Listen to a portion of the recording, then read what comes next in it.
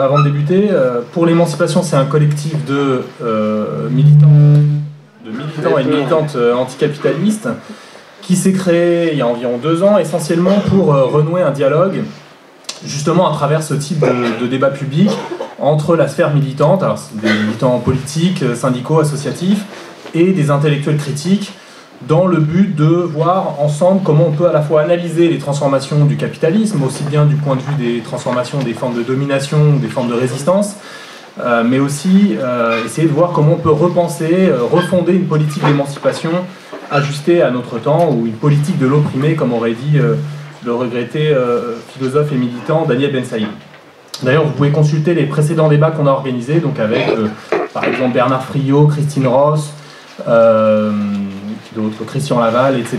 Donc c'est sur le site de notre association, le site c'est pourlémancipation.org. Alors on a décidé de consacrer une soirée aujourd'hui à quelque chose qui est évidemment central dans le questionnement sur l'émancipation depuis plusieurs siècles au moins, à savoir la question de l'État. Et on a décidé de le faire autour d'un livre, Imperium, structure et affect des corps politiques, que vous voyez ici, qui est en vente derrière, si vous ne l'avez pas encore, donc de Frédéric Lordon, qui entre autres problèmes pose cette question de l'État.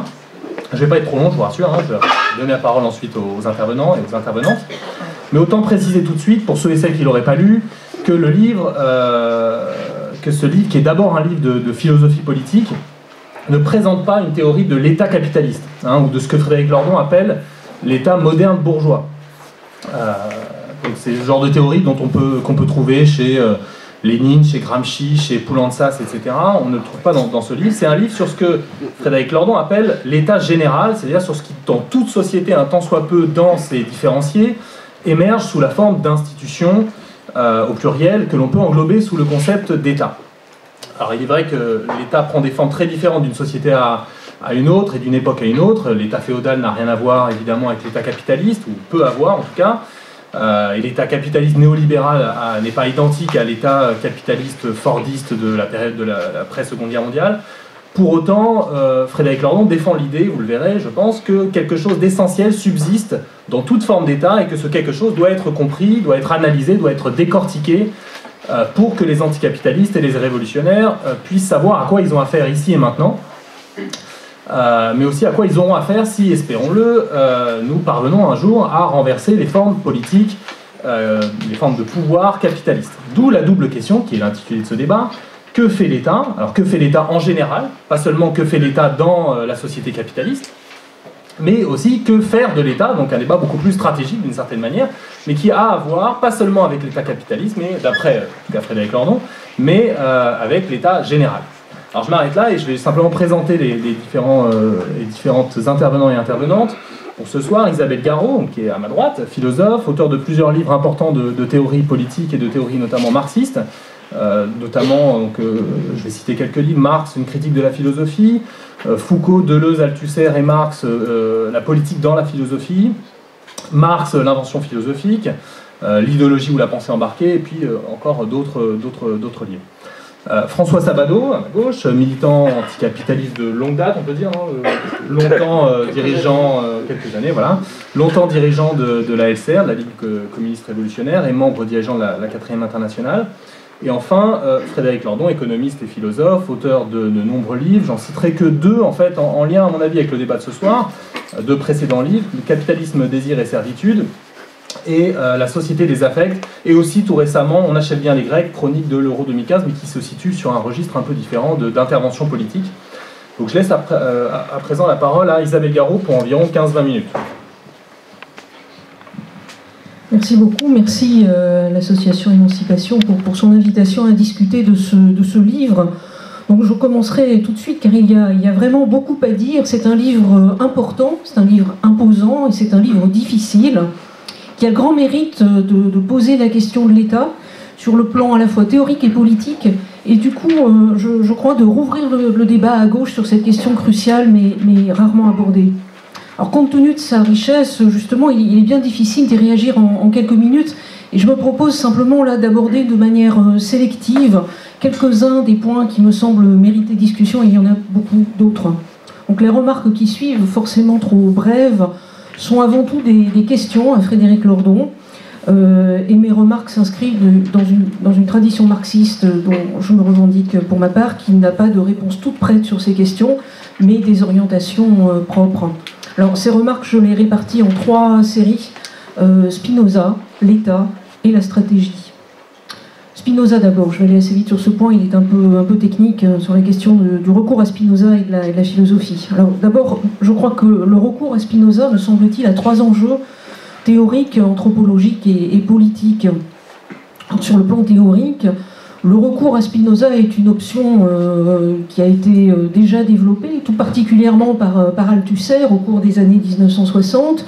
Et dans le cas d'Althusser, elle sert à Althusser à séparer Marx et Hegel, donc à distinguer Marx et à l'éloigner de la dialectique hegelienne, en essayant de le relier du coup à un autre courant théorique plus déterministe et mécaniste et plus compatible, disons, avec la tradition structuraliste. Alors, dans Imperium, il me semble que ce n'est pas la dialectique qui est visée, mais néanmoins toute dialectique. Et du coup, la conception de Marx, qui définit les choses par leurs contradictions, à commencer par le capitalisme, mais aussi l'État, et capitalisme voué pour Marx à disparaître, et je ne crois pas que ce soit le point de vue de Frédéric Lordon, on en discutera peut-être. Et surtout, c'est la conception de l'abstraction proposée ici, qui, à mon sens, mérite discussion, on ne l'aura sans doute pas ce soir. Frédéric dit qu'il présente ici un modèle théorique qui est à distinguer soigneusement de la réalité historique, mais qui permet néanmoins de, dit-il, penser les mécanismes élémentaires de la production du social. Il me semble que cette méthode-là pose un certain nombre de questions. J'en formule une. Pourquoi vouloir fonder la politique par la philosophie, au risque peut-être de mettre la conclusion dans le point de départ? Je veux dire, au risque de présenter la nécessité de l'État en concevant des passions humaines qui appellent cet État, qui le rendent nécessaire, et en semblant du coup déduire l'état de la vie passionnelle. Je pense que ça peut être intéressant de discuter de cette conception à la fois de l'essence humaine, de la définition de l'état et de la méthode employée ici. Alors, ce qui conduit à un deuxième point qui est l'anthropologie. Dans Imperium, le point de départ de l'analyse, ce sont les affects et la réalité sociale résultant de leur combinaison au sein de contextes historiques spécifiques. Cela implique que les affects sont le niveau élémentaire de la vie sociale et politique, proposition posée dans le livre comme point de départ, mais qui reste donc à un niveau extrême de généralité, tablant finalement sur l'expérience commune, à savoir que la coopération n'est pas facile, mais la question de la nature humaine reste entière. Il me semble aussi que la distinction entre raison et passion pose un certain nombre de problèmes, et elle me semble à certains égards datée. Et je crois qu'on pourrait aussi discuter ce que tu dis dans le livre de l'appartenance de Marx à la tradition rationaliste, cette présence dans le livre de la question du rationalisme, Marx poussant, donc, si je t'ai bien lu, le rationalisme jusqu'à un idéal de transparence qui serait l'idéal communiste, l'idéal aussi impossible qu'inquiétant. Alors, Spinoza appartient à une tradition théorique donc, qui est celle du mécanisme du XVIIe siècle, qui emprunte notamment à la physique de son temps l'idée d'éléments distincts qui se composent en corps collectif, pas nécessairement ni avant tout le corps humain. Et cette thèse, là aussi, mérite d'être interrogée. La question que je formulerai très rapidement, c'est la suivante. Cette conception atomistique, finalement, et aussi déterministe, ne pose-t-elle pas problème s'il s'agit de comprendre des individus d'emblée sociaux, ce que tu affirmes? Ne serait-il pas éventuellement plus judicieux de penser l'individualité comme forme sociale, donc hors de toute théorie d'une nature humaine, comme forme sociale, historique, variable, traversée et forgée par les contradictions de la formation économique et sociale à chaque époque historique? Troisième sous-point de ces questions autour de Spinoza, c'est la politique. Alors, je crois qu'il faut souligner un point, c'est que la pensée de Spinoza n'a jamais été aussi émancipatrice, disons, que l'ont rêvé les marxistes spinozistes des années 60 ou les spinozistes de gauche. Spinoza est réputé démocrate très souvent, il utilise le mot effectivement, et il est en réalité favorable à quelque chose comme une république commerciale de type oligarchique. Je pense en particulier aux travaux sur ce point de Helen Maxine-Wood qui vient de disparaître, donc une république dont la base serait un peu plus large, la base sociale serait un peu plus large que celle du régime qui existe alors en Hollande, mais pourtant pas une démocratie. Donc est-ce que ça ne pose pas aussi problème, cette référence à un auteur sur ce plan-là? J'ajoute qu'il ne prévoit pas la participation des citoyens, l'ensemble des citoyens, ni leur accès aux charges, et surtout pas la participation des femmes à la vie politique pour déficience naturelle. C'est quelque chose d'assez classique, évidemment. Donc, question, la référence à Spinoza est séduisante, car forte et exotique dans le contexte intellectuel contemporain, mais aide-t-elle à penser l'individu, la formation des sociétés, l'apparition et le fonctionnement du capitalisme, et par suite la stratégie politique qui nous manque? Je vais y revenir à la fin. Cette philosophie appartient à un contexte historique et politique qui est pré-capitaliste, d'une part, et puis elle relève, je crois, d'une conception datée du rapport entre essence et réalité, une conception qui me semble datée aussi de l'opposition entre raison et passion. Je ne suis pas tout à fait convaincue par ce que tu dis très, très brillamment sur cet auteur dans ton livre. Alors, deuxième point, l'État. Ça, c'est vraiment le cœur de la question, le point central d'Imperium. Le livre aborde cette question comme une question théorique générale, donc on l'a dit, qui est directement branchée sur l'anthropologie des affects, censés ces affects être sa cause directe. Il existerait donc, dis-tu, une excédence du social qui fait émerger cette transcendance immanente qu'est l'État. Donc l'État, si j'entends bien, a pour mission de rendre compatibles des affects et la tendance humaine à la disconvenance des affects, au désaccord. Je te cite, un groupement politique n'est que la disconvenance régulée, et les hommes étant dominés par leur passion, tu ajoutes, à la suite de Spinoza, qu'ils ne feront société que sous la loi et par l'obéissance. Et sur ce point, d'abord l'anthropologie de Spinoza est proche de celle de Hobbes, qui lui en conclut non pas à une république oligarchique, mais à un absolutisme. Donc, du point de vue politique, cette source anthropologique peut bifurquer vers des directions différentes. Et dans ces conditions, qu'est-ce qui permet de démontrer sur un plan, disons, métaphysique, le défaut des logiques seulement horizontales que tu critiques à nombre de reprises, de façon très, très forte, là aussi, dans la mesure où les corps politiques doivent être stabilisés, dis-tu, par des structures verticales et en particulier par l'État. Et tu ajoutes que l'État est le produit de la multitude elle-même, le résultat de sa capacité à s'auto-affecter, pas un corps étranger, bien sûr. Il en résulte une défense de l'État qui est aussi en même temps une critique forte, là aussi, de la capture dont il résulte, capture toujours renaissante, tu le montres, et quoi qu'on fasse, en prenant l'exemple extrêmement paradoxal, je ne sais pas si on aura le temps d'en parler, mais de la Commune de Paris. Et l'État se trouve ainsi inscrit dans une anthropologie qu'on peut juger pessimiste, comme un moindre mal nécessaire, un petit peu à la Thomas Paine peut-être, à condition qu'il soit orienté dans le sens évidemment de l'intérêt collectif. Donc il y aurait beaucoup à dire sur cette approche très inattendue en un sens et qui contourne justement le monde de la production et le monde des classes et l'histoire réelle. Donc je vais m'en tenir moi à la formation, la question de la formation, de la fonction des structures politiques. Parce que soit elles se forment à partir d'une logique sociale et anthropologique qu'on peut juger éternelle, soit elles sont liées à un mode de production donné. Et si on opte pour la seconde option, ce qui est mon cas, Spinoza peut-il nous aider à penser à un État capitaliste dont bien sûr il n'a pas la moindre idée? C'est pourquoi je voudrais préciser rapidement cette seconde option qui est celle de Marx, de certains marxistes, et que je te soumets comme une longue question. Pour Marx, l'État capitaliste est lié donc fondamentalement à un mode de production, le capitalisme, et l'État est caractérisé pour lui par sa séparation comme institution politique spécialisée, distincte, placée au-dessus de la société capitaliste, et c'est sur ce point qu'il insiste surtout dans ses travaux de jeunesse.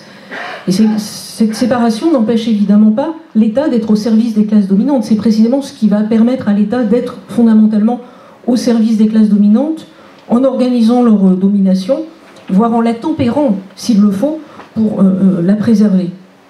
Et pour comprendre cela, il faut, à mon avis, deux outils dont se prive, si je puis me permettre, Imperium, la dialectique et l'histoire des rapports sociaux de production et d'échange.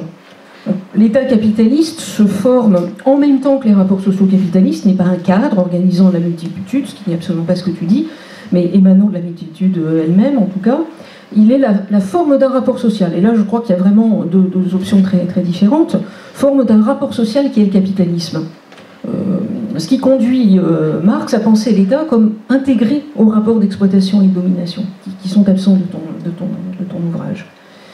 Donc l'État est à la fois, pour Marx, dans une optique marxiste, un moyen de la reproduction de la structure sociale, un moyen de régulation du conflit social, mais aussi un moyen d'unification des fractions des classes dominantes, par exemple, qui peuvent être en conflit, et un moyen évidemment de légitimation de l'intérêt d'une classe, la classe bourgeoise, présentée comme intérêt général. Alors, au moins, l'État assure au moins ces 4 missions à la fois, tout en étant lui-même traversé par les contradictions de la société capitaliste. Et en y ajoutant d'ailleurs une contradiction supplémentaire, ce que fait Marx, la défense de ses intérêts propres, étatiques et plus spécifiquement bureaucratiques même. Donc c'est sur ce plan qu'il me semble que la dialectique peut être utile, voire indispensable, pour saisir des contradictions réelles et pas des fonctions simples, celles que j'ai énumérées. Je précise mon idée. D'un côté, l'État capitaliste, donc, qui est constitutif du rapport marchand, entretenant en particulier un rapport central à la monnaie, en tant qu'elle est une des prérogatives régaliennes de l'État. Mais dans le capitalisme, c'est une question bien sûr là, centrale, dans le capitalisme, la monnaie n'est pas d'abord le moyen de la souveraineté populaire, pas du tout même. Elle est le moyen de produire et de reproduire un certain type de rapports sociaux, de rapports de classe, que concrétise le salariat. Et sur ce plan, au lieu d'opposer verticalité et horizontalité, le salariat fournit justement un bon exemple de relation à la fois horizontale entre des agents économiques, des salariés et des employeurs, et de relation verticale à l'État, via notamment le droit du travail. Donc le capitalisme est lieu de la contradiction centrale entre le capital et le travail, si on est marxiste du moins, et l'État veille à l'organisation stable, au moins stabilisée provisoirement de ce rapport. S'il est bien l'outil de la classe dominante, il est un outil politique complexe, donc doté d'une fonction propre, séparé du marché et de sa logique immédiate en tout cas. C'est précisément pourquoi il est aussi un lieu de négociation jusqu'à un certain point, c'est-à-dire jusqu'au point où le mode de production capitaliste se trouverait menacé. Et c'est là que naît l'espace de l'intervention politique, en son sein, à l'intérieur même de l'État et hors de lui. Mais il faut souligner d'abord que son rôle modérateur ne prouve pas son extériorité par rapport au capitalisme. Il est la fonction que le mode de production lui confie, le marché étant incapable de régulation sociale globale. Bref, mon propos est très vulgaire en l'occurrence. Je ne vois pas comment on peut penser l'État hors de ses fonctions capitalistes propres et hors des luttes de classe. Et c'est ma question principale concernant ton livre. Et j'en viens pour terminer à la question stratégique. Donc, troisième et dernier point, énorme question. L'État est-il donc un espace de négociation pour les forces de transformation sociale radicale, on les appelait ainsi? Oui, dans la mesure où l'État est instance contradictoire de gestion et de reproduction d'un capitalisme qui est lui-même contradictoire, dans lequel on peut enfoncer des coins ou des leviers, si le rapport de force le permet, bien sûr. Et à ce titre, cet État présente bien une autonomie relative, mais bien réelle, et qui permet aux luttes de classe de s'y inscrire, tout en restant fondamentalement l'outil de la domination de classe, le moyen de la dépossession politique, notamment des classes populaires. Et Marx a toujours défendu les régimes démocratiques bourgeois, les luttes syndicales, mais il a toujours aussi souligné leurs limites et indiqué que les luttes dans l'État ne suffisent absolument pas. Donc précisons, en tant que l'État n'est pas une chose, mais donc la forme du capitalisme, il est le lieu où peut s'esquisser son dépassement, par-delà son contenu de classe, à la fois et à travers les éléments de démocratie, quand il en comporte, à travers les services publics, qui échappent en partie à la logique de la valeur et du marché, mais ça suppose un rapport de force sociale, puissant, hors de l'État, et la transformation radicale de la machine étatique. C'est pour ça que la thématique du bris de l'État, que tu discutes dans l'ouvrage, me semble pas une vision utopique qui serait bêtement naïve de la nature humaine, mais je crois que c'est un axe politique stratégique et qu'il faut viser la transformation de l'État, notamment la destruction de sa partie autoritaire et répressive, ainsi que sa dimension impérialiste, via un programme de transition mobilisateur, pour ne pas tomber dans la rhétorique abstraite anti-État et proposer le bris de l'État demain matin. Qu'est-ce qui resterait de l'État? Alors à coup sûr des tâches de gestion collective, on peut appeler ou non ce qui reste, Marx parle de pouvoir politique par exemple, il reste des formes radicalement démocratiques, il faut construire plus exactement des formes radicalement démocratiques de gestion d'une société à terme non capitaliste, et qu'il faut ces formes les viser tout de suite si on veut un jour les atteindre, me semble-t-il. Et à l'inverse, intégrer l'appareil d'État, viser à intégrer l'appareil d'État sans viser sa transformation radicale, je crois que c'est être à tous les coups happé par sa logique. Je pense évidemment à l'exemple du gouvernement de Tsipras, bon exemple de cette intégration délibérée dans l'appareil d'État tel qu'il était, une soumission par la même occasion aux institutions européennes. Et je crois que c'est ce choix institutionnel global qui a interdit toute alternative, toute rupture, incluant la question de l'euro et pas forcément l'inverse. Donc j'aimerais bien ton avis là-dessus. Et cette redéfinition démocratique radicale, donc, que Marx nommait dépérissement de l'État, puis bride l'État, je crois que cette thématique reste d'actualité, mais évidemment à condition de passer par des transitions, par des médiations, par la lutte sur le terrain social et sur le terrain institutionnel. Du coup, il ne s'agit pas de lutter contre l'État à la façon des libéraux, des néolibéraux, des ultralibéraux, mais je ne vois pas bien comment Spinoza peut nous aider sur ce terrain. Nos questions stratégiques, je crois, ne sont pas les siennes. Il faut à la fois aujourd'hui se battre pour défendre le droit du travail, par exemple, pour l'élargir, pas seulement dos au mur, mais il faut savoir en même temps que l'État n'est absolument pas le lieu neutre de la négociation entre partenaires sociaux.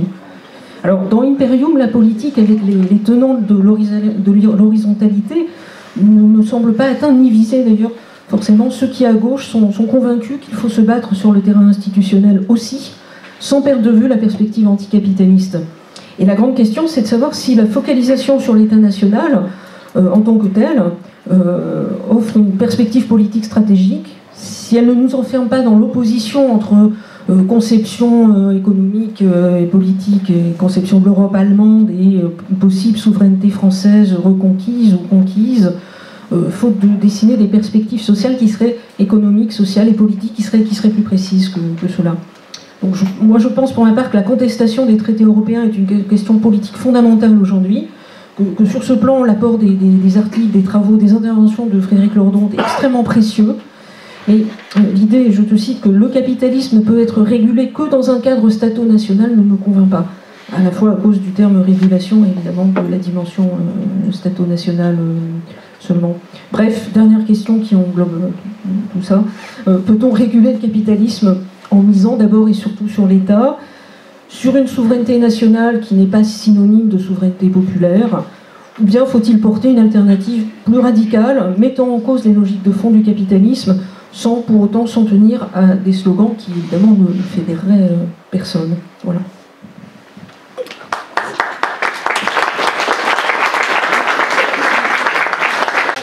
Est utile parce que, premièrement, il donne un éclairage théorique sur certaines questions liées à l'évolution des États et des formes politiques. Et deuxièmement, pour un militant révolutionnaire, il m'a redonné envie de reposer une série de questions stratégiques. Voilà. Alors il y a des points qui sont croisés, il y a des points de différence. Je interviendrai dans un deuxième temps sur le plan plus de critique, mais là, essayez de voir comment ça nous fait moi, disons ce que ça apporte sur le plan de la dimension politique et stratégique. D'abord, je pense qu'il y a un premier point qui est très important à souligner, c'est l'évolution, qui n'est pas récente, mais une évolution dans les dernières années, de l'État et des appareils d'État. Et c'est le premier élément, c'est une marche à un État de plus en plus autoritaire, un État de plus en plus fort. L'État fort faisant référence au type d'État qu'avait mis en place De Gaulle dans les années 58, avec l'avènement de la Ve République. Et ce type d'État avait été caractérisé à l'époque, notamment par quelqu'un comme Mitterrand, comme un régime visant un état d'exception. Et aujourd'hui, on voit que la constitutionnalisation et des politiques d'austérité, notamment ces dernières années, influencées par l'ordo-libéralisme allemand, et maintenant la constitution de l'état d'urgence, traduisent cette marche à l'état autoritaire. Le deuxième point à souligner, au-delà de la nature des États, c'est l'ampleur, les effets sociopolitiques des contre-réformes libérales, qui ont provoqué une crise des formes de domination politique dans les pays européens aujourd'hui. On voit que les démocraties parlementaires perdent de plus en plus de leur substance. La base sociale des partis traditionnels est sapée par la crise socio-économique. et cela débouche sur une crise de représentation politique, avec des phénomènes de masse, de dépolitisation, d'abstention. La troisième évolution, et c'est un des points de discussion, c'est l'intégration des États de l'Union européenne dans un proto-État européen qui les subordonne, empiète la souveraineté nationale et populaire de ces États. L'exemple grec et les menaces qui pèsent sur les États de l'Europe du Sud en sont les exemples. Le non-respect des votes populaires lors des référendums est aussi un exemple. Cette vision a été formulée par le ministre de l'économie allemande qui expliquait clairement que la démocratie devait se soumettre aux impératifs de la construction européenne néolibérale. Alors ces trois éléments marchent vers l'État autoritaire, crise des formes de domination politique, proto-État européen, indique et confirme le caractère de classe de l'État, son instrumentalisation au service des classes dominantes. Certes, l'État a une autonomie relative, a une efficacité propre. Il peut exprimer des rapports de force entre les classes en son sein, comme l'explique Jaurès, ou exprimer une condensation des forces sociales, comme l'a développé Nikos Poulantzas dans les années 70. Il peut y avoir lutte politique au sein de l'État et des institutions. Mais dans les rapports de force actuels, le caractère de classe de l'État est confirmé de manière insolente par ces évolutions. Alors le problème, une fois, et je pense qu'il y a un large accord sur ces évolutions des États capitalistes, dans cette nouvelle époque, comment lutter contre ces formes de domination politique austéritaire et antidémocratique? Comment remettre en cause l'État capitaliste? Et c'est là que commencent les difficultés.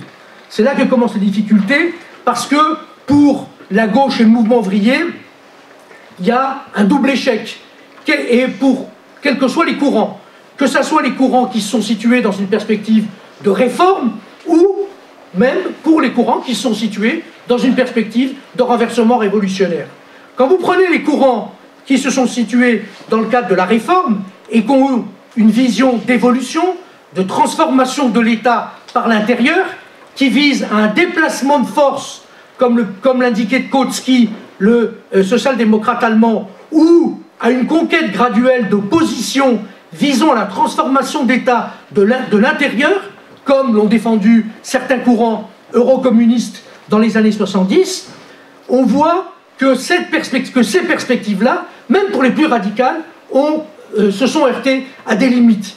Et les limites, c'est qu'il peut y avoir des incursions, des moments démocratiques. Il peut y avoir des moments, comme dans certaines révolutions, certains mouvements de masse très importants, où il y a des incursions démocratiques très fortes, y compris dans l'État, sous les fronts populaires,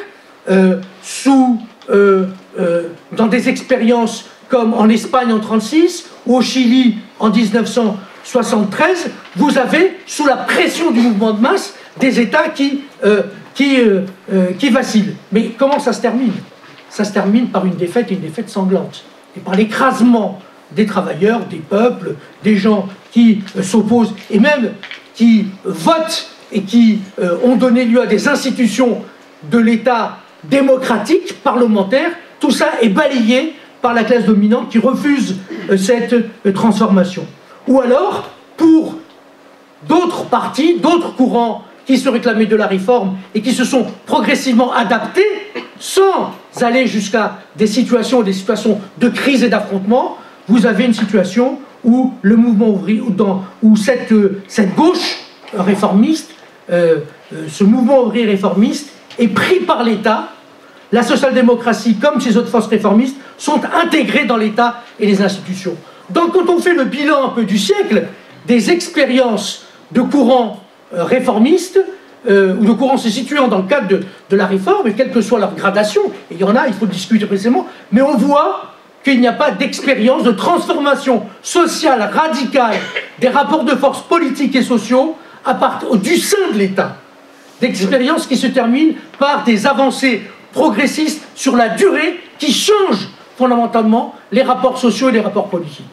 Maintenant, pour les courants révolutionnaires, cela s'est terminé par des défaites, là aussi, dans certains cas, c'est-à-dire dans le cadre de crise révolutionnaire ou d'affrontements révolutionnaires, le fait de perdre des combats et le perdre en général de manière assez violente, et avec d'un autre côté, des expériences où il y a eu destruction de l'État capitaliste, bourgeois ou féodal, ou dictatorial, parce que tout était fusionné. Et il y a eu des révolutions sociales et politiques victorieuses. Mais malheureusement, sur le long terme, ces prises de pouvoir se sont bureaucratisées et ont débouché sur des processus de dégénérescence, sur des crimes comme ceux des diverses formes du stalinisme, voire, à la fin, des processus de restauration capitaliste, comme en Russie ou comme en Chine. Donc, nous sommes dans l'échec. Et donc, il faut repenser, parce qu'il y a le bilan du siècle sur ces deux grands courants du mouvement ouvrier, quelle que soit leur gradation, se sont heurtés à des échecs importants. Donc il faut repenser des éléments de transformation sociale, et je pense avec un fil conducteur, qui est le fil conducteur de l'émancipation, et notamment de la super belle phrase de Marx, qui est « l'émancipation des travailleurs et des peuples doit être l'œuvre des peuples et des travailleurs eux-mêmes ». Et donc créer les conditions pour qu'une majorité de population soit vraiment, suive vraiment et assume un processus d'émancipation. Alors cela passe d'abord par un programme de démocratie radicale. Il ne s'agit pas seulement de lutter contre l'État.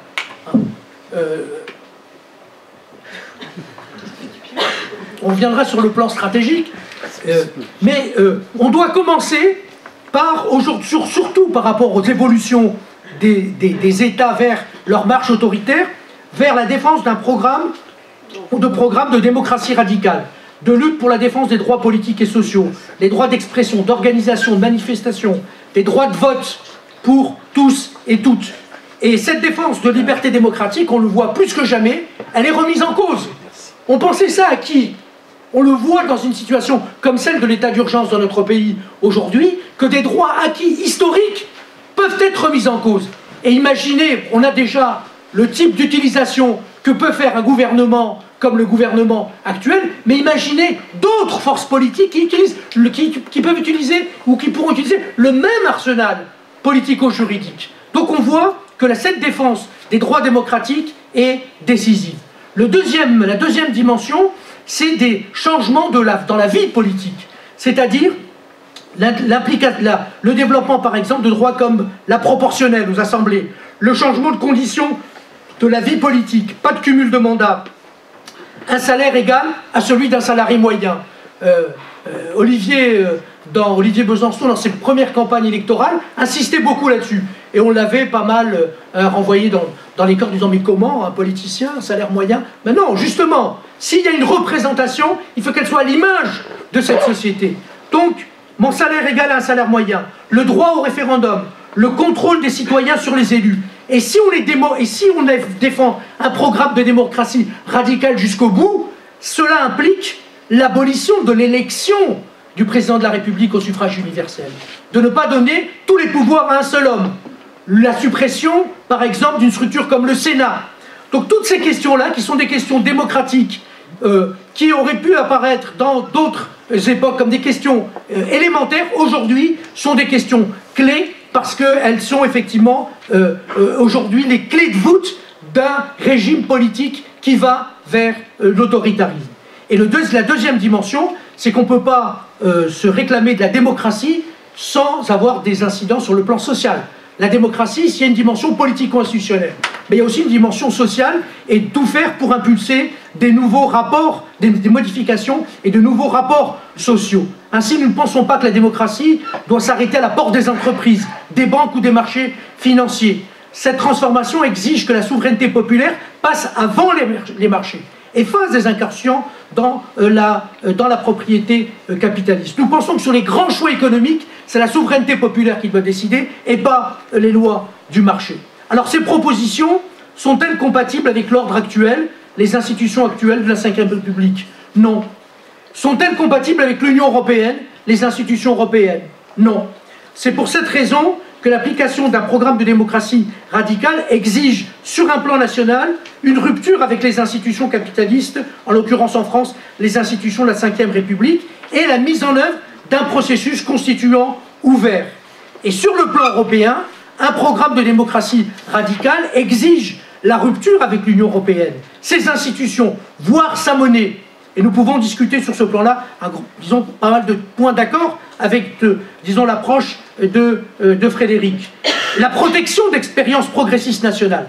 Mais cela doit se faire dans une perspective internationaliste pour des États-Unis socialistes d'Europe et pas vers un repli national, pas dans un cadre national. Là, il y a effectivement peut-être un point de discussion important. Notre vision de ce processus constituant, tant sur le plan national que sur le plan international, implique non pas un retour à des formes parlementaires de type 4e République, mais effectivement un processus constituant qui passe par une crise nationale. Par une crise nationale, comme disait Lénine, où ceux d'en haut ne peuvent plus gouverner et ceux d'en bas ne veulent plus accepter ce type de gouvernement. Et ce type de crise, elle doit être marquée par une mobilisation nationale, une mobilisation populaire exceptionnelle. C'est clair que toute une série d'éléments de propositions qui sont donnés là ne peuvent pas être réalisés, même partiellement, sans une mobilisation exceptionnelle. Et il faut effectivement l'intervention, l'irruption populaire dans ces processus politiques. Maintenant, ces processus politiques peuvent commencer dans le cadre des institutions bourgeoises. Nous n'écartons pas la possibilité de gouvernement de rupture qui commence dans le cadre d'un parlement, dans le cadre d'institutions actuelles, mais seulement comme le début d'un processus, car une dynamique de rupture s'oppose à un moment donné à l'État qui est un État de classe, un État des classes dominantes, et à partir de ce moment-là, le mouvement démocratique radical dans les vieilles institutions, qui peut exister, n'est qu'un moment, et il exige, et l'approfondissement du processus, d'un processus de mobilisation, exige de passer à de nouvelles représentations, de nouvelles institutions. Et donc, au centre, il y a ce qu'on appelait, et ce que nous revendiquons toujours, même si c'est un caractère un peu vieillot aujourd'hui, mais l'auto-organisation et l'autogestion populaire. Dans le sens où si les travailleurs, si les peuples prennent au sérieux leur propre intervention, ils doivent se doter de leur propre organisation, de leur propre démocratie, de leur propre pouvoir constituant. Et un point doit être très clair dans ce processus de mobilisation, c'est que cela doit fonctionner dans un cadre démocratique. Et ainsi, ces formes d'organisation qui existent au début pour une mobilisation, pour une organisation, pour construire un rapport de force, dans une situation de crise nationale, doivent aussi avoir une dimension d'organisme de pouvoir. Nous ne partageons pas l'idée qui est de dire le pouvoir, ça concerne les institutions, entre guillemets, classiques, assemblée, gouvernement, et d'un autre côté, la mobilisation, elle concerne les organismes de mobilisation. Nous pensons qu'à un moment donné, même si le processus traverse les deux, et les vieilles institutions, et les nouvelles institutions qui naissent de la mobilisation, les nouvelles institutions, nouvelles formes d'organisation qui sont liées à l'auto-organisation, au fait que les gens prennent en charge leur propre destin, ces organisations-là, ces organismes doivent être des organismes de type de pouvoir. C'est-à-dire qu'elles doivent être des organismes de pouvoir. Et dans ce processus constituant, nous proposons des assemblées élues au suffrage universel dans les communes et dans les entreprises, au niveau local, régional, national, des assemblées qui décident de tout sur les questions politiques et démocratiques. Ces assemblées doivent prendre aussi les problèmes de la vie sociale et de la vie économique. Alors, il y a donc une possibilité, et il faut l'envisager, et c'est des hypothèses, hein, il n'y a pas de modèle, de mécano là-dessus, mais l'idée de double assemblée, une assemblée liée au territoire et une assemblée liée aux lieux sociaux, entreprises, écoles, secteur de la santé, etc. Et là encore, il peut y avoir des moments qui sont des moments étatiques. Des moments étatiques. Par exemple, la nationalisation sous contrôle populaire des banques. On l'a vu en Grèce, la question s'est posée. Mais dans un processus d'approfondissement, de confrontation, le moment étatique doit être dépassé par le moment social, c'est-à-dire la prise en charge par les gens des secteurs sociaux concernés, des entreprises concernées, des territoires concernés, de leurs propres affaires par leurs propres organisations. Alors cette démocratie, la nouvelle démocratie, liée à cette irruption des travailleurs et des peuples sur la scène politique, c'est une démocratie qui combinera des éléments de démocratie directe assembléaire, au niveau local, référendum, mais aussi de démocratie représentative. Nous n'opposons pas la démocratie représentative et la démocratie directe. Il peut y avoir des mandats impératifs dans certaines assemblées, sur certaines questions, des secteurs de la population qui donnent mandat impératif à leurs délégués, à leurs représentants. Mais en général, dans les assemblées élues, il y a délibération, il y a discussion, il n'y a pas de mandat impératif. Il y a un mandat qui est discuté. Et si les gens ne sont pas d'accord, il y a ensuite la possibilité de révoquer les gens qui n'ont pas appliqué ou qui ne sont plus, ou qui n'ont pas défendu ce que défendait le peuple de tel ou tel secteur ou de tel ou tel pays. Mais là aussi, il doit y avoir une combinaison représentative, directe, proposition impérative et délibération propre des institutions. Donc, je pense que, et dernier point, c'est le pluralisme politique. Le pluralisme politique, c'est la liberté d'expression, d'organisation pour toutes les tendances politiques. Toutes les tendances politiques. Et pourquoi j'insiste là-dessus? Parce que si on commence à réduire, qui décide? Qui n'est pas dans le jeu ou dans les règles politiques? Alors bien entendu, il y a des règles comme des lois qui interdisent telle ou telle chose, on voit aujourd'hui sur le racisme, des choses comme ça, mais il faut qu'il y ait effectivement ce pluralisme politique. Enfin, pour conclure, et ça c'est un des points qui est lié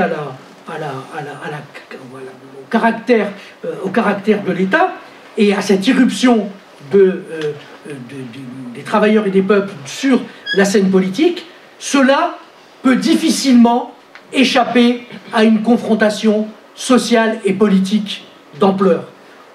Bien entendu, si la révolution pouvait être pacifique, c'est ce qui serait le mieux. Mais quand on prend l'histoire des révolutions, nous voyons qu'au-delà des formes politiques, les classes dominantes refusent de donner le pouvoir. Les appareils d'État et les États s'arc-boutent pour briser les mouvements émancipateurs. Et là, il y a confrontation au bout d'un certain point. Je ne sais pas si certains d'entre vous avez vu un film sur le Chili où vous avez l'ambassadeur américain qui est interviewé. Et le journaliste lui dit « Mais pourquoi tant de violence? Pourquoi vous avez fait ce coup d'État contre Allende? Allende était un type bien socialiste, modéré, etc. » Et l'ambassadeur américain dit de manière assez simple et dit « Mais vous connaissez, vous, une classe qui accepte de se suicider? » Ben non. Et c'est ce qui s'est passé avec la bourgeoisie chilienne quand il y a eu le coup d'État contre Allende, avec Pinochet. Et c'est une logique même de la confrontation. C'est que les classes dominantes ne se retirent pas de la scène. Les classes dominantes ne se suscitent pas. Les appareils d'État ne se démocratisent pas. En général, marqués par leur caractère de classe, et là, leur caractère instrumentalisé, ces appareils d'État se déchaînent contre les processus d'émancipation. Alors bien entendu, ils peuvent se diviser, ils peuvent se fracturer, il y a des luttes au sein même de l'appareil d'État et de l'État, mais cela implique une chose, c'est d'avoir quelque chose à l'extérieur pour peser et pour emporter la décision. Quelque chose de majoritaire et de démocratique. Parce que les révolutions doivent être des révolutions majoritaires et démocratiques, et pas des coups avec une vision des révolutions comme des choses minoritaires. Donc ça, je pense que c'est très important d'avoir cette conception-là, et à partir de là, effectivement, une fois que l'État, c'est-à-dire la colonne vertébrale répressive de l'État est brisée, s'ouvre la discussion sur ce qui est gardé, ce qui n'est pas gardé, ce qui dépérit dans l'État, et en particulier, effectivement, le fait de maintenir une activité politique importante. Et ça, c'est très important, de maintenir un débat politique, et ça, c'est une question clé, justement, et quand on revisite, nous, révolutionnaires, le bilan du siècle, et notamment ce qui s'est passé dans les pays de l'Est, c'est clair que la question démocratique est une question décisive. Hein. Dès que dès qu'on met de côté la question démocratique, les institutions pour la discussion démocratique, on a effectivement des processus révolutionnaires qui se dévitalisent, des processus révolutionnaires qui ensuite se bureaucratisent et dégénèrent. D'où la question démocratique qui doit être au centre des processus révolutionnaires.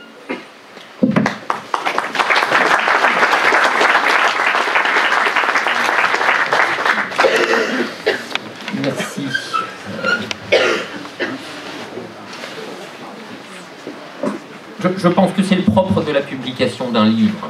C'est que on s'expose par le fait à cette petite souffrance qui est le malentendu.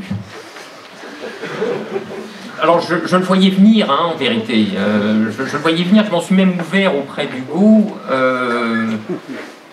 Mais c'était une prévention trop tardive ou insuffisante. Alors, quels sont les malentendus qui sont à l'œuvre ici? D'ailleurs, c'est pour ça que, d'un certain point de vue, c'est extrêmement utile pour moi, hein, de faire ces interventions. C'est sachant qu'un livre est systématiquement exposé à des malentendus, tout ce qui peut contribuer à les défaire, hein, finalement, est bon à prendre, à commencer pour l'auteur lui-même. Donc, c'est ce que je voudrais faire maintenant. Voilà le malentendu générique. Le malentendu générique tient à ce que j'affirme qu'il y a une autonomie de la philosophie. Il y a une autonomie du travail philosophique. Qu'est-ce que ça veut dire, ça, l'autonomie du travail philosophique? Ça veut dire qu'un discours qui est élaboré dans la grammaire autonome de la philosophie, ce discours n'est pas directement convertible en discours de stratégie politique. Donc je suis voué à vous décevoir. Je le sais, hein, donc, mais je le dis, et je le suis d'autant plus que les deux interventions qui viennent d'être faites voudraient m'y pousser d'un certain point de vue. Bon. Et d'une certaine manière, il faut que j'avoue, il faut que je fasse mes propres aveux. Je suis fautif aussi de ces confusions-là. Je suis fautif parce que il aurait été très simple et peut-être plus raisonnable de publier ce livre sous une forme et chez un éditeur qui n'aurait absolument pas prêté le flanc à ce malentendu. Chez Honoré Champion, vous voyez, un truc où j'aurais eu 240 lecteurs, avec vraiment l'appareil théorique, philosophique, etc., et avec un autre titre, et les choses auraient été claires. Mais à la fabrique, et puis adjoignant moi-même, c'est-à-dire tendant les verges pour me faire battre, toute une série de considérations politiques que j'entremêle sans cesse avec mon propos philosophique, il était évident que ça finirait mal. Alors, un tout petit peu plus précisément, en quoi consiste ce malentendu générique que je fais tourner autour de l'autonomie relative, bien sûr, hein, du travail philosophique. C'est comme pour l'État, l'autonomie, elle est toujours relative. Elle tient en l'occurrence à la confusion entre des plans analytiques et problématiques différents, et au fait qu'on ne peut pas commenter ou critiquer ce qui s'élabore dans un plan à partir d'un autre.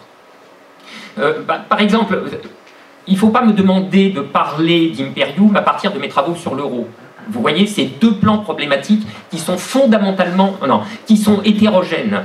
Alors, bien sûr, ils sont articulés. Bon, d'abord, ils sont sortis d'une seule et même tête. Alors, donc, normalement, il doit bien y avoir, en dernière analyse, une forme d'unité qui préside à leur conjonction. Et d'ailleurs, il y a plus que ça. Hein. Je pourrais vous raconter, en quelque sorte, je vais vous le dire d'ailleurs, hein, c'est extrêmement simple. Oui, il y a tous les travaux sur l'euro, qui sont des travaux à caractère absolument non philosophique, qui ont vraiment, là, pour le coup, le caractère d'intervention politique. Ces travaux n'en finissent pas de poser la question de la souveraineté, l'État, la nation, l'internationalisme, etc. Mais ces questions sont posées systématiquement dans ce plan particulier de l'intervention politique, c'est-à-dire dans les coordonnées du débat relatif à la question européenne.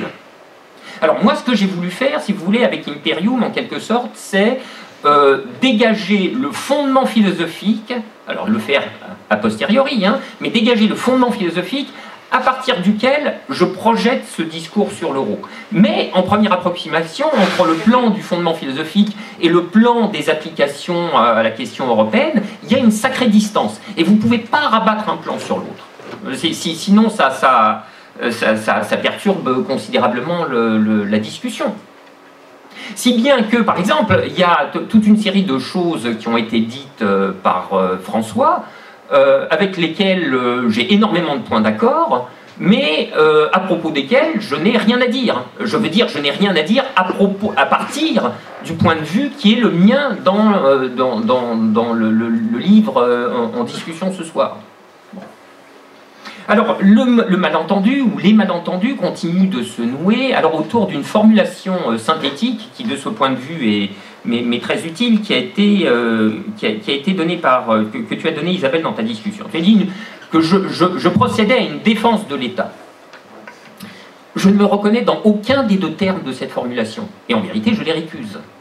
Je ne me livre à aucune défense de quoi que ce soit. Ce qui est curieux d'ailleurs, c'est que dans le livre, il me semble avoir réparti à loisir tous les marqueurs pour que ce malentendu n'ait pas lieu.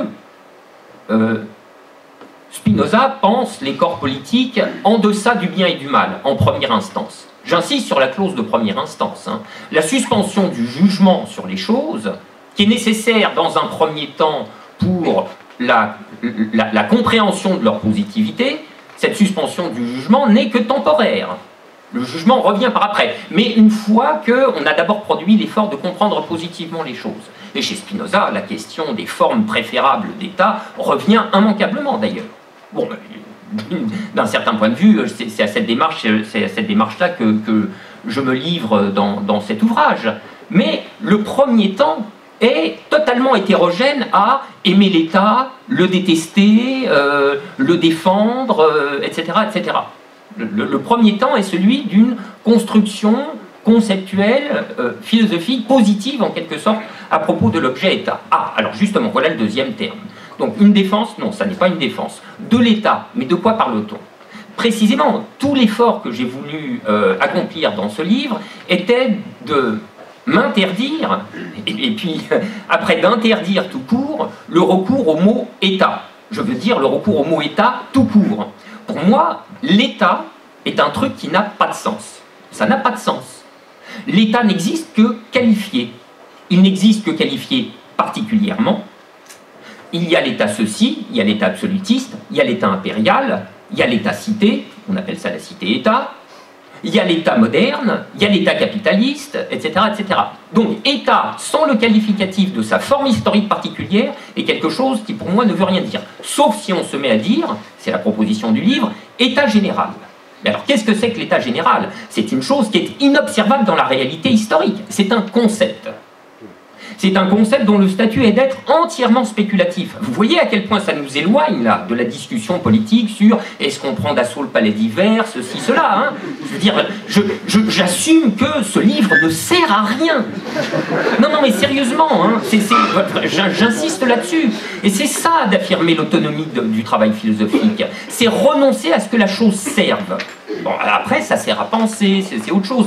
Mais, si vous voulez, la chaîne des médiations qui emmène de l'utilité éventuelle de cette chose jusqu'à une action politique est incroyablement étendue. Bon, voilà. Et on ne peut pas la court-circuiter. Donc, l'état général, c'est ce que j'ai qualifié, par ailleurs, dans cet ouvrage, de structure élémentaire de la politique. Alors, pourquoi élémentaire? Précisément parce que la chose est sans rapport avec quelque objet historique, empirique existant, ou ayant existé.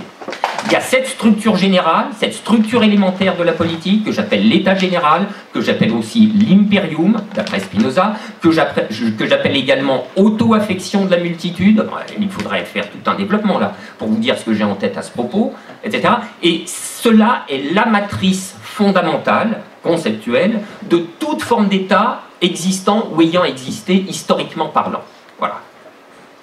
Donc l'état général, c'est pour ça que quand on dit que je fais la défense de l'état, vous voyez, les deux choses pour moi sont vraiment tout à fait problématiques. Si bien que, Isabelle, dans toute la discussion de ton deuxième point, nous sommes au comble du paradoxe, parce que tu as présenté toutes tes remarques sous l'espèce du dissensus, de la critique, etc., alors que moi, d'une certaine manière, je me suis reconnu entièrement dans tout ce que tu disais, ou presque. C'est-à-dire, Imperium ne fait pas la théorie de l'État capitaliste. Il ne la fait pas. Et d'ailleurs, je le dis explicitement, hein, ça n'est pas mon objet. Ce que nous appelons communément l'État, c'est-à-dire notre État présent, le même, disons, qui est en place depuis un siècle et demi, 2 siècles, enfin ce que vous voulez, on ne va pas entrer dans des controverses de datation. Cette chose-là, c'est l'État capitaliste. Ça existe, je n'en disconviens absolument pas, mais ça n'est pas mon objet dans ce travail. Je veux dire, le jour où je travaillerai sur l'État capitaliste, je le dirai, ça sera comme le port-salut, ça sera écrit dessus, je le dirai. Mais là, c'est pas ça. Et du coup, bon, bah voilà, je suis un culte, mais je me soigne, donc je lis un peu de Marx par-ci, voilà, etc. Et ce que j'ai lu, ce que j'ai cru comprendre sur la question fait que je suis entièrement d'accord avec toi. C'est-à-dire, on ne peut pas penser l'État capitaliste hors de l'étude des rapports de production du capitalisme. Oui, ça me semble tomber sous le sens. Et j'en conviens à 100%, sans la moindre réserve. Donc, en effet, pour comprendre l'État capitaliste, il faut mobiliser l'histoire des rapports sociaux du capitalisme. C'est pareil, j'ai pas la moindre divergence avec ça. Et incidemment, j'en profite pour dire quel est exactement mon rapport à Spinoza dans cette affaire. Alors, bon, il y a la part intime de ce rapport, enfin, vous voyez, Deleuze a des mots très beaux hein, sur Spinoza, et si je veux dire, si je prenais le risque de la bouffonnerie, je me les réapproprierais telles quelles. Mais pour le reste, mon rapport à Spinoza est instrumental. Alors, il est bien certain qu'avec Spinoza et juste l'éthique sur sa table de travail, on ne pense pas le capitalisme. Ça vous mènera pas bien loin pour penser le capitalisme. Ça vous mènera un peu, hein, quand même. C'est-à-dire, il y a plein de choses qui vous seront utiles, mais qu'il faudra immanquablement combiner avec de toute autre chose. Moi, j'essaye de faire quelque chose qui est dans une espèce de no man's land à l'articulation de la philosophie et des sciences sociales. En réalité, je voudrais faire une espèce de science sociale philosophique ou de philosophie appliquée aux objets du monde social historique, etc., etc. Ce qui suppose de combiner systématiquement les intuitions conceptuelles les plus profondes qui nous sont données par la philosophie de Spinoza avec tous les matériaux qui nous sont proposés par les acquis des sciences sociales contemporaines, ou pas contemporaines d'ailleurs. Moi, pour penser les institutions sociales, par exemple, et j'ai besoin de combiner Spinoza avec Durkheim, avec Mauss, avec Bourdieu, parce que Spinoza tout seul ne me dit pas grand-chose. Si je veux penser le capitalisme, j'ai besoin de combiner Spinoza avec Marx, au premier chef, avec Polanyi, par exemple, avec Max Weber en faisant le tri, etc., etc. Vous voyez? Donc c'est toujours Spinoza avec. Alors, le « avec » détermine des rapports de compatibilité ou d'incompatibilité. Hein. On ne combine pas Spinoza avec n'importe qui. Hein. Vous ne ferez pas travailler Spinoza avec, je ne sais pas moi, Hayek, Alain Touraine, enfin, bon, voilà. Mais sous réserve que ces rapports de compatibilité soient vérifiés, il y a énormément de choses à tirer de toutes ces synergies. Alors, en revanche, là où je me retrouve sur mes bases et où je peux objecter à l'objection, ça sera très bien, à l'objection d'Isabelle, c'est sur ton dernier point, sur les débouchés politiques possibles, puisqu'évidemment, j'essaye de m'avancer aussi loin que possible quand même dans cette direction. Et c'est à ce moment-là que ce que j'essaye de construire dans cet ouvrage peut redevenir utile. Tu maintiens, Isabelle, cette thèse marxiste, classique ou léniniste du bris de l'État. Il faut viser la destruction de l'État. Bon, alors évidemment, c'est là aussi qu'on retrouve toute l'ambivalence du terme État. Si c'est briser l'État capitaliste, alors moi, en effet, je suis complètement d'accord. Je ne vois absolument pas comment on peut sortir du mode de production capitaliste sans briser l'État capitaliste. Ça me paraît une évidence. Mais alors, quand tu dis briser l'État, est-ce que c'est bien l'État capitaliste ou est-ce que c'est l'État tout court? C'est-à-dire, ma question c'est, si nous brisons, plus exactement ma thèse, c'est si nous brisons l'État capitaliste, il n'y a que lui qu'on aura brisé. Nous n'aurons brisé qu'une forme particulière d'État. Car je dis, alors ça oui c'est ma proposition théorique, l'État capitaliste brisé, il se reconstituera de l'État. Et je le dis exprès à la forme passive. Car ce sont des processus dont je pense qu'ils sont fondamentalement endogènes. L'État se produit tout seul, et c'est plus exactement, c'est nous collectivement, c'est la multitude, concept dont le statut théorique est extrêmement problématique. La multitude, là encore, c'est un concept spéculatif, ça n'a pas de correspondant empirique, il n'y a pas, la multitude, c'est pas l'ensemble des gens. L'ensemble des gens, c'est la société, et la société, elle est toujours déjà instituée, structurée, clivée, fracturée, découpée en classes, travaillée par des antagonismes, etc. Il n'y a pas de société qui ne soit comme ça.